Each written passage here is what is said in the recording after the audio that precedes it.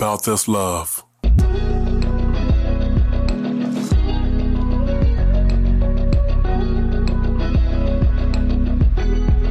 About this love. How you guys doing today? You are tuned into About This Love podcast with myself, Dale, and my lovely wife, Sherelle. Say what's up to the peoples. Hey, hey. And this here is our anniversary special. I guess you can call it the 2021 edition, but we wanted to come to you guys this year and just take a trip with you down memory lane. Nah, I'm joking. Not a trip down memory lane. You know, I'm all for the trips. But because it's our anniversary, I told her I wanted to put out a podcast for this week because I just wanted us to just discuss some of the things that we've learned in 4 years of marriage, some of the advice that we were given. Did we follow it? And are there things that we wish we would have known that maybe could have helped us in our marriage? If so, you know, what? And really evaluating our life and things like that from this standpoint of 4 years in a marriage going into our fifth year. So yes, we got married February 2017. We actually wanted... You sure it was 2017? Yeah, we actually wanted to get married on Valentine's Day, but unfortunately that was a weekday and a lot of people had to work. So we was like, let's just keep it. We got married on a Friday, right? A Friday, Saturday? Wait, no. Hold on. I never said I wanted to get married on Valentine's Day. I thought it was your idea. No, it was not my idea. All those listening in Radio World, TV Land, it was her idea to get married on Valentine's Day. I don't care what she said. Valentine's Day? I don't care what she... No, it was not. I wanted to get married on the day that we met. We met on the 12th, and so I wanted to get married on the 12th. And that was the day that I wanted us to get married, on the 12th of whatever month. It didn't matter, but just the 12th so I can remember it. Okay, if you say so. You don't even know what day we met. And you sitting there trying to... Okay, anyways, if it sounds more romantic for us to get married on Valentine's Day, then sure. Yeah. Well, I mean, okay. Well, if I remember correctly, we got married because I think that day was more convenient for people. Because, I mean, you got to admit, if people work, you don't want people to have to come to your wedding on a weekday. And on top of that, people who came to our wedding came from really all over to really show us love and support, and we really appreciate who came out. Well, it's actually cheaper to get married on a weekday because there's less people. So, I mean, because, you know, as soon as you say wedding, you could throw any other party, a birthday party, you know, a Halloween party. That's true. And it's cheaper. But the second you say wedding, it's like... They jack the prices up. Yeah, it's like per butt, per plate, per thought, you know, per person. And so you really have to eliminate the amount of people. You know, you really start to be like, I mean, how long I've been friends with this cat? And did they say they were really married? Or, you know, I don't really know them, so let's just invite this spouse, or I don't know, let's not invite them. And then I know we had invited people, and I think some people ended up not coming because they asked, could they bring a +1? We were like, no, we got to play. I'm sorry, I said play. We got to pay like so much money per plate, you know, and that's coming out of our pockets, and people don't understand that. It's like, I'm not paying for your +1, you know, that I don't even know them Bamas. And again, I understand, but I think when people begin to plan weddings and things like that, people who are coming don't understand that stuff costs money. Like, you are charged like a lot of money per plate. And it's like, yeah, why would I want to pay for somebody that I don't know? I know you, you know, I love you. You're a family member, you know what I'm saying? Yada, yada, yada. But it's like, I'm not paying for your +1 who I don't know and probably would never see again in my life. Probably neither will you. Yeah, you know what? When planning our wedding, I watched a lot of videos of women who said, you know, this is what they did, this is what they didn't do. They shared their wedding day advice or their wedding planning advice. And so it was a lot of things like that where it's like, oh, well, yeah, the brother had a girlfriend at the time and, you know, they weren't married, so I wasn't inviting them. And I was just like, wow, really? And then I think the bride was like, yeah, I mean, they ended up getting married, so it was cool. But it goes to show how people really don't realize how much a wedding costs to like put on.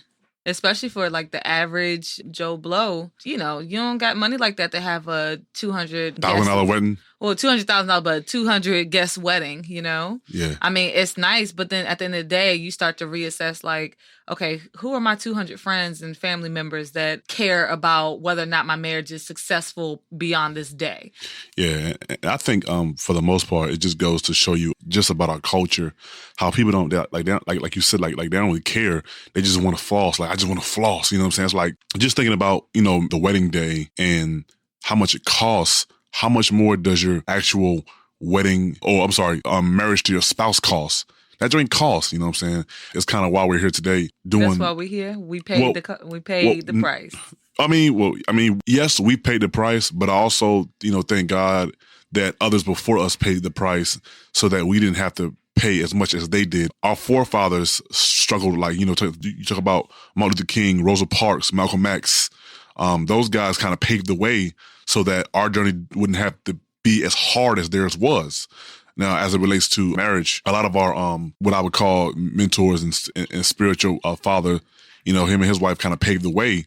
So we don't really have to struggle as hard as they did or as long as they did, and I'm not saying that they struggled long, but everyone struggles in marriage. That's just a part of marriage. It's funny because I was talking to my wife. I had posted something on Facebook over this past weekend. What you post about me? Sorry. Well, let me finish saying what I'm saying. Thank you. What I did it on purpose. I threw a little hand grenade. One of the things I asked is, does your spouse have the liberty to go through your phone? And do you have the liberty to go through theirs? And some of the responses, were kind of course, what you would think that they would be, man, which was like, man, nah, not if you trust me. And when I think about it, to me, I was thinking to myself, like my wife going through my phone, or me having the idea that my wife, doesn't need to go through my phone if she trusts me. I was like, isn't that the opposite of trust? Well, have you ever heard of don't go looking for something you don't want to find? And I think a lot of people take that mindset when it comes to the cell phones.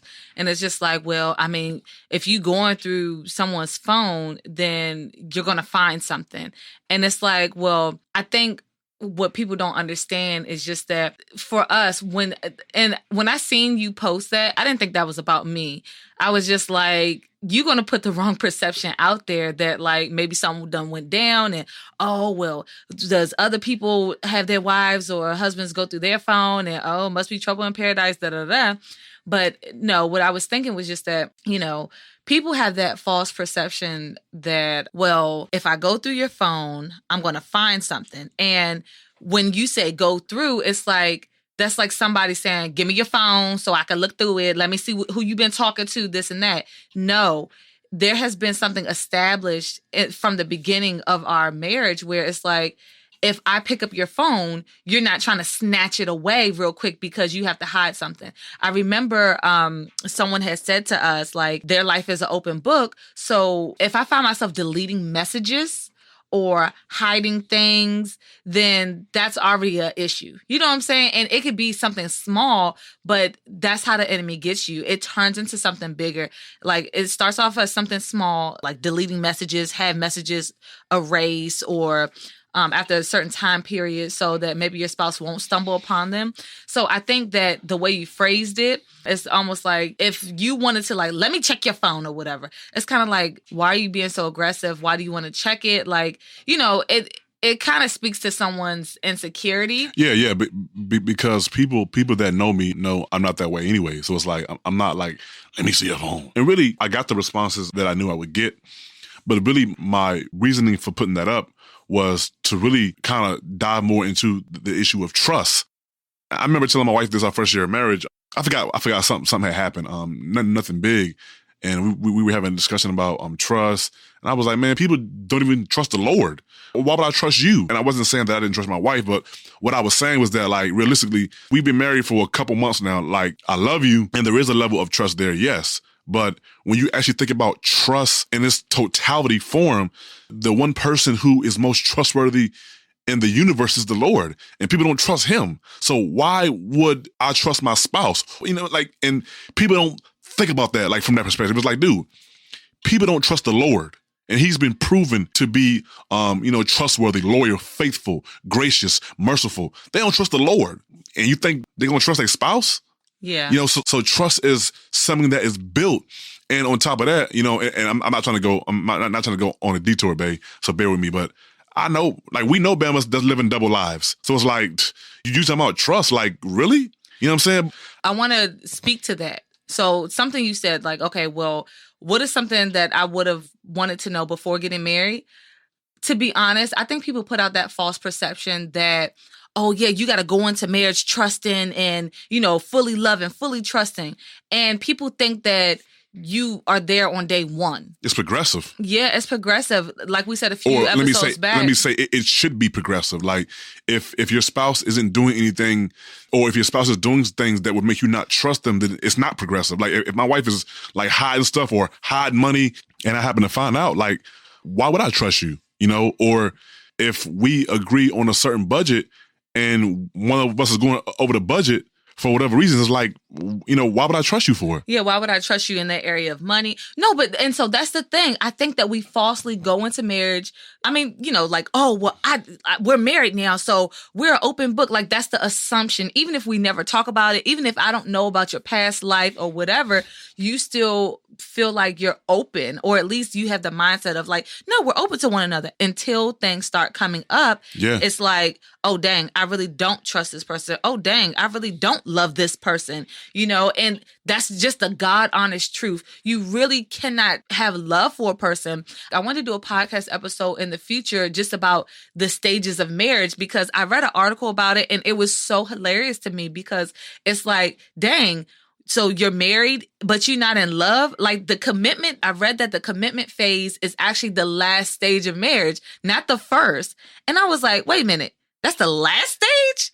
But and so we're sitting here thinking that the I do is the commitment. No, it's the everyday walking through, going through together, tearing through, you know, the mud and just the ups and the downs. Yeah. That's the commitment, not I do. That's just the first step. And so I just thought that was something I wanted to go over like in a future episode, because I thought it was really good. Like just to read that, I'm like, so commitment is last? Yeah, I mean, yeah. You know, it is last.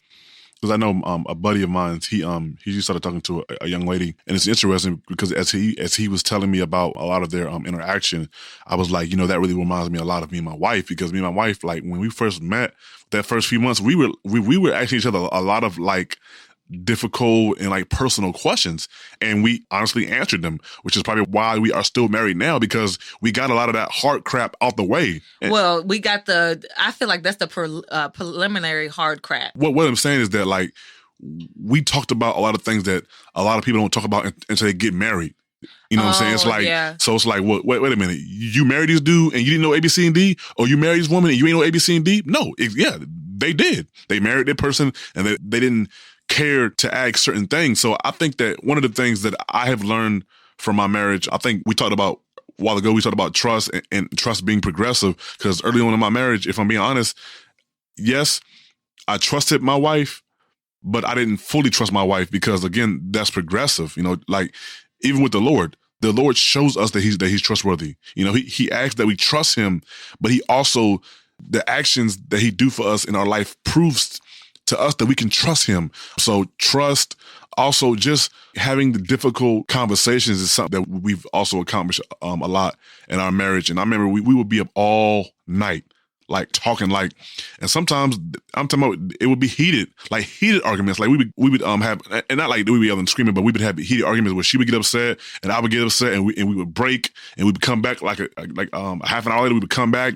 But again, in marriage, these are things you have to do. If you want to continue to be married and continue to build a strong relationship, you have to be willing to persevere in those long, deep, hard conversations. Because one of the things that I did early on in my marriage, and my wife caught on to it, is that I figured out early on in my marriage that, well, if I just make her angry, she won't want to talk. So it came to a point where she was like, I just figured out that you purposefully make me angry so we don't have to have this conversation. And she was right. I did. I purposefully would get her angry, or, you know, would do something so that we wouldn't have to have those hard conversations. And so for a lot of listeners out there, whether it's your husband or your wife, even if they get angry, or even if they get you angry, you still have to be willing to have these tough conversations. And another thing that I learned in marriage is that, and my spiritual father help us to learn this or understand this, is that like in marriage, it's not that if your wife does something, if your wife likes Z and you like A, she's right and you're wrong. No, it's just different, you know. And I think it's one of the things that we come into marriage. He was like, you know, him and his wife struggle with things because he would do things a certain way. His wife would do it the same thing another way. And so that would, kind of irritate him, and vice versa. That would irritate her. As you begin to grow in your marriage, you realize that she's just different. Like it ain't wrong. It's just different. Like I don't have to do what you do or do the same thing how you do it. I may do it differently. Even me and my wife, how we parent, I parent differently than her. It's not right or wrong. It's just different. Oh, you know? So I think that's kind of what I learned, or what I have learned thus far. I wanted to speak to what you were saying about, love is progressive, trust is progressive. I was thinking about the scripture, having a faith, as small as a mustard seed. And it's like, we were just like, yeah, we have like faith as small as a mustard seed. And you think that it stops there. So I wanted to Google it really quickly. Here's the thing. I was just like, well, I was wondering how small are mustard seeds? And mustard seeds is around 1/10 of an inch in size. 1/10 of an inch, right? Mm-hmm. And so it's a really tiny seed. But then as I'm reading, it actually grows into large flowers or into like a bush or even a tree. It grows into a large tree-like plant. It's just kind of like, you have to plant that seed. We talk about foundation a lot. We talk about how we can overcome things in our marriage and even before marriage, what people can do to like start to think about, start to apply, start to have those conversations. Those are your seeds. That's your mustard seed for you and your spouse to go plant, to water. We actually put out a video yesterday about the top 10 marriage advice that we either like took or didn't take, and we had gotten it the day of our wedding, right? And so there was one card in there that I read, and it was saying something to the effect of like, treat your wife like a flower that needs water every day. Well, in the same way, like treat your marriage like it's a seed that needs to be watered for it to produce its fruit. Yeah. Or produce its flower so it can bloom and bud the way that it's supposed to.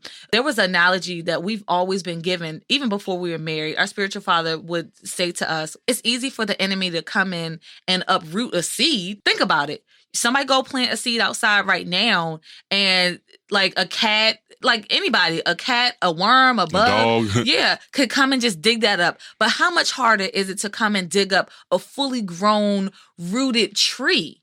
It's not easy. You can't just go out there with a shovel and think you're going to dig that up in a day. I mean, look, I had somebody in my family who planted a tree in the middle of their yard. True story, Dale. They've been trying to dig that tree up for months because now they want to move it. It's impossible for them to like dig up that tree without chopping it down. I gotta hire a freaking company too. Yeah, but I mean, you've seen how they cut down trees. You rarely see anyone uprooting a big, fully grown tree. Why is that? It's impossible. It's impossible. You don't know how far the roots have spread. I mean, same with, I learned this in elementary school, like same with, where you plant trees. It's like, well, don't plant it too close to the house because it might get into the pipes, things like that. For you homeowners who know about, trees and pipes. Don't buy a house that has trees by either. A bunch of trees. We found out the hard way. Oh my goodness. Yeah. See, that should have been marriage advice 101. Don't buy a house that's by trees.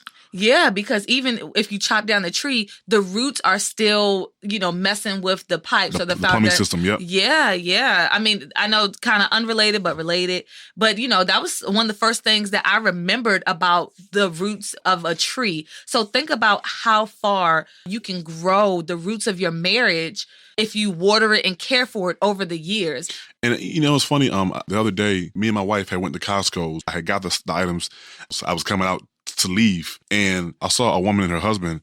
And when I tell you, she was talking to her husband like he was a dog in public. I was like, oh my goodness. And I was like, I mean, she was yelling at and screaming at him. I told you to hold the money. And I think, I guess, from what I gathered from the conversation, I was just passing through. He had some money or whatever. She gave him some money, and I think he wanted to give it back to her, and she was like, "Well, why would you give me the money in public, you idiot?" Well, idiot. I don't know if she called me idiot, or whatever. But I was like, but watching them, I'm like, man, like, oh my goodness, like, man was talking to their spouse like that in public, and it just goes back to my point. Is that one of the things that we had to learn early on in our marriage is really watch when you are speaking to your spouse, or watch your tongue. That's why, like, when you see men and women in public talking to their spouses like they straight dogs or straight prostitutes, again, they didn't learn early on in their marriage, man, it's a certain way that you talk to your spouse. It's funny, as I was thinking about the other day, like even as I get older and my kids get older, like it's a certain way that I allow people to talk to my spouse. Like you're not going to sit and talk to my wife all reckless because I don't do it. So you're not going to do it either. You know what I'm saying? So again, something that we had to learn the hard way in our marriage, you know what I'm saying? And trust me, when I say we learn the hard way, we learn the hard way. Learn the hard way. It's embarrassing. You know? It's embarrassing. One, you're putting down your spouse. Not only are you putting your spouse down, but publicly. So then for us, I mean, and this might not be everyone's reasoning for not wanting to talk down to your spouse in public, but for us, it was like, well, what image are you putting out there? Like, if you're supposed to be the representation of the Lord, you know, people are watching your marriage. They're watching your relationship. And you sitting there talking to your spouse like that. And I mean, you know, we're human, right? So we make mistakes. We might come out of pocket. I mean, in private too, not just in public. I mean, in yes, private as well. But listen, that's an extension of that. That's an extension of how you talk to your spouse in private. But in public, it's just even more embarrassing, and it's around people that you don't even know or you may know.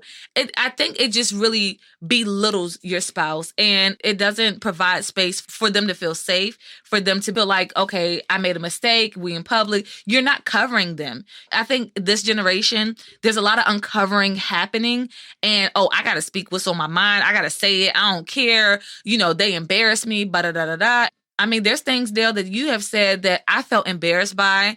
And I'm just kind of like, okay, do I save face in front of these Bamas that don't even give two craps about my marriage by going off on you? Or do I wait till we get back in the car, you know, or get home to be like, hey, you know, I really didn't like that you did this or said that. I mean, you know, can you not do that or whatever? Yeah. Or, hey, what did you mean by that? Because it really rubbed me the wrong way. I mean, I remember... And you didn't notice that you did this, but whenever we were in public, like a group setting around family or friends, you would talk when I'm talking. And the other day. No, because look, now our daughter does it to him and he don't like it at all. But no, so I mean, I think it was a coincidence because she was like, yeah, I was in a whole other room. If you in a whole other room, how do I know that you're talking? Like because that doesn't even make any sense. The crazy part is you would interject or call me from like the other side of the room or whatever as soon as I started talking. But again, how would I know you're talking if you know have a different room? But I was making you mindful. See, but that was the thing. I was making you aware that like, you know, hey, did you see that I was talking and, you know, you're calling me to the point where I can't even continue my conversation. Like, so it was a coincidence. No, but you did it so much. I was like, Dale, hey, like it really bothers me. It comes off as rude. And I know you're not doing it on purpose, but just be more mindful. Had I not seen that or had I not taken the time to be like, you know, it's really bothering me and I let it build up and I blew up on you, that could have been a whole nother argument. Like, nah, you just rude. You rude, you know? One of the best advices that we were given when we first got married, I would say this to any new couple who's been married for, you know, 2, 3, 1 year, is that 2, 3, 1 year. I mean, yeah, I don't know why I did that for it. But give your spouse liberty to get things wrong. Like I remember we go to marriage counseling and my spiritual father and his wife would be like, Sherelle's never been a husband. Sherelle's never been a wife before. Well, I definitely had never been a husband before. Yeah, Sherelle's never been a wife before. And his wife would tell Sherelle, Dale's never been a husband before. So because of that, you really have to show grace and patience because, like, you're expecting someone to know certain things that they don't know because they ain't never been there before. Like, you know, if I go to war for the first time and, like, I mean, how you think I'm going to respond? I ain't never been in this situation before. We don't really think about things from a natural standpoint, like logically. She has never been married before. He has never been married before. She's never been a mother before. He's never been a father before. Realistically, how should he respond or how should she respond? But again, these are always opportunities for you guys to really sit and have conversations. And for a lot of, you know, husbands out there and wives, sometimes you have to make your spouse make each other have those difficult conversations and not sit around and wait for, well, you know, I'll wait till he comes and talks to me, or I'll wait till she comes and talks to me. No, sometimes you have to go and get them and say, hey, let's talk now. Dale, you sound like, what's that character from Winnie the Pooh? Yeah, Eeyore. Eeyore, yeah. Or is it Igor? Eeyore? Eeyore. I don't remember. But my point is, like, early on in my marriage, you know, my wife, she would do that when she would just wait around for 2 or 3 weeks and when we gonna talk and have a conversation. And it's like, it wasn't really on my mind. And it wasn't that I didn't care. It's just that oftentimes different people think differently. You know what I'm saying? Like she might have said a few words and I'm thinking she just wants to vent and the conversation is over. And really she's looking for me to respond and so we can have a conversation, but I never got that memo. So it's like, again, for you husbands and wives out there, when you're early on in your marriage, sitting around being angry for 2-3 days or 2-3 weeks, you're only pulling each other further and further away from each other. That's all you're doing, because things are sitting there on your mind. And the more you think about it, you're getting madder and then you're getting bitter and then you're getting angry when you can just say, hey, let's talk now, and I need to talk. And no is not an answer, and that's one of the things that I've learned in marriage is that sometime in marriage, you have to be assertive. You can't be passive. And I say this all the time, and I even tell people this now who are looking to get married. I said, man, marriage is no place for passivity. It's not. Well, I'll talk to her when I feel like she's ready, or I'll talk to him when I feel like he's ready to talk. He ain't never gonna be ready to talk. She might never be ready to talk. Especially if you let that joint slide, because honestly, in their mind, it's like, oh well, I mean, he acting like everything cool, I'm acting like everything cool, so we cool. But it's like, no, it's you not. sitting there burning up inside, and then they're gonna keep doing it. I heard this lady speak about how to articulate yourself to your audience properly, right? And so I love this because what she said was, people use the phrase practice makes perfect, but no, what she said was practice makes permanence, meaning the more you practice something wrong, it's going to become permanent. And I was like, Dale, that's true. Insert mind blown audio right there. I'm not going to do that. Like fireworks, well, either way, when she said that, I was just like, yes, you are doing things wrong in your marriage and you're going to keep doing it if you don't address it. That's one thing that I've learned. We're going to keep going through this, and it felt like a hamster wheel. I hated it. And I'm just like, Lord, how can we get off of this hamster wheel? I've asked so many different couples, this is a hot button issue. You got to fight through it. How are we going to get off of it? You got to, and that's one of the things I can say now is that early on in my marriage, we hated to have the difficult conversations, but now it's not really a problem anymore.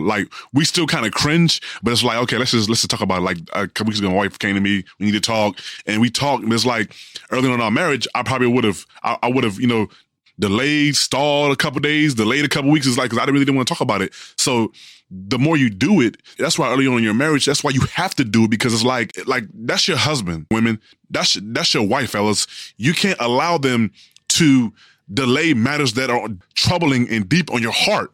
No, I want to talk and we're going to talk, and no one's going to sleep until I talk and get off my heart. So you have to fight. That's why I made the comment that marriage is no place for passivity, because normally passive people don't really fight. And I'm not disclaiming, I ain't talking about get boxing gloves and y'all be boxing. No, I'm speaking metaphorically.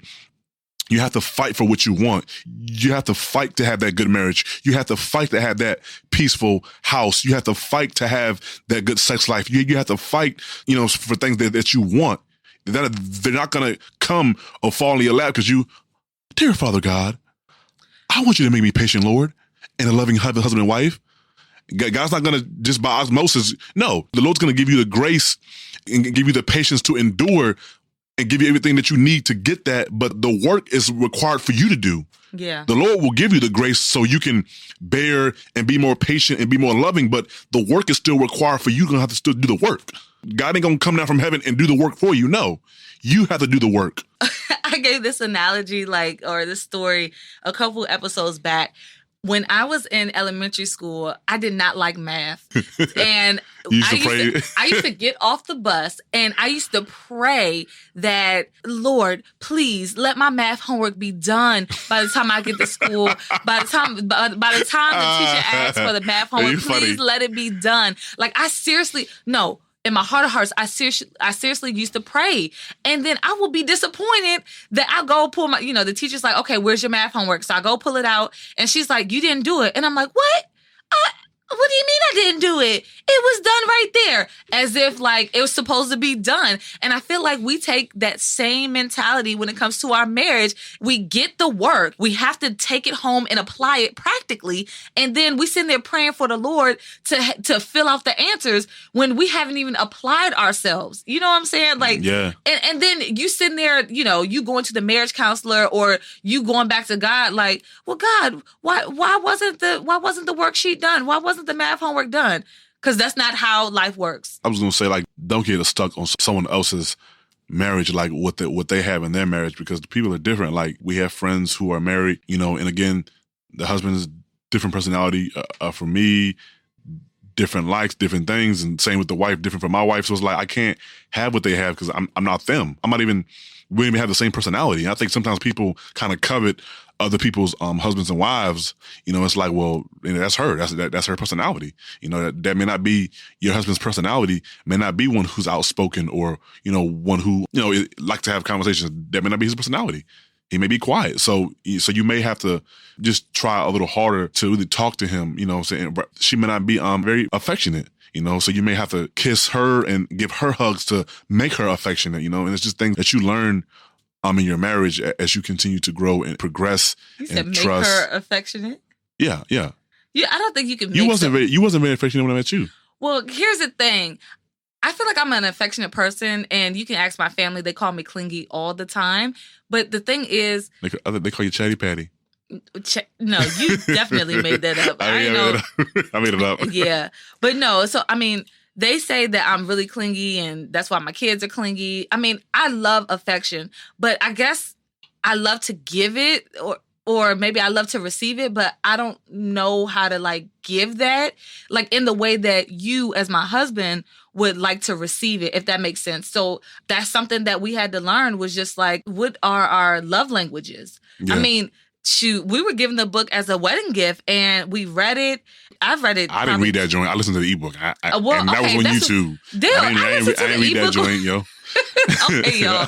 Sorry if you were the one that gave us the book because we did. I didn't mean it like that. Like I didn't read that joint. No, what I'm saying is I don't really read books. I only read the Bible. So if you give me a book, I'm gonna go find the ebook and listen to it. Well, no, I did. So I read the book and then I listened to the ebook, and I did it throughout the years. Like I had listened to the ebook, and so it was kind of crazy because I was just like, wow. And I took the test as well. You can go onto the website and take the test to figure out the love languages, but it really does help because my husband thought that my love language was acts of service. So you would do things because I was like, do you even know what makes me feel loved? And you were like, yeah, when I help you out around the house and stuff. I'm like, nah, that's what you're supposed to do. Like,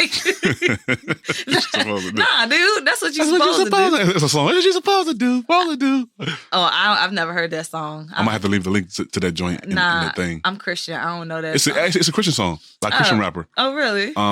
Jason, capital J-S-O-N, Jason. Oh, nice. Okay, well, find that in the link in the description box then and let us know what you think about it. I mean, but so yeah, basically, the different things that we've gone through, I think it's gotten us here. But then we don't just stop here. You know what I'm saying? Got to continue to push and move forward. I was watching a video, a young lady, she was actually talking about her marriage to her husband. And one of the things that she said that really moved me, which is kind of, God always reminds me of why I have to push for an excellent marriage, because she was like, I wanted to be married because my father and mother were together, 30-something plus years. And I see how my father loved my mother over the years. And I wanted a man like that. So I think that's one of those things is that like when you actually are living this marriage life out and you have children, your daughters and sons, they see that. They see the dedication and the love and the care that their mother has for their father. They see the love and dedication and trust that their father has for their mother. So that's important. You're actually painting a picture that they will begin to see and form paradigms as they get older around marriage, or why they won't want to get married. You know what I'm saying? If marriage is bad. So I think that it's always important to know that when it comes to this walk with the Lord, everything that we do is for representation of the Lord. So when people see me, what are they seeing? Are they seeing me, or are they seeing the Christ? Because they ought to be seeing the Christ and not me. Even in our marriages. Even in our marriage. So, without further ado, happy anniversary to the Skinners. 2021 edition. Wait, us the Skinners, right? We the Yes, Skinners? that's what us, I said the Skinners. We the Skinners. Well, yeah. Well, y'all I ain't gotta say us the Skinners. I say we the Skinners. Nah, it's a bunch of Skinners out there. But they ain't on this podcast though. We are, so. Okay, I just wanted to be sure, like, which Skinners we celebrating. But happy anniversary. Happy anniversary to you too. Until next time, guys. Peace.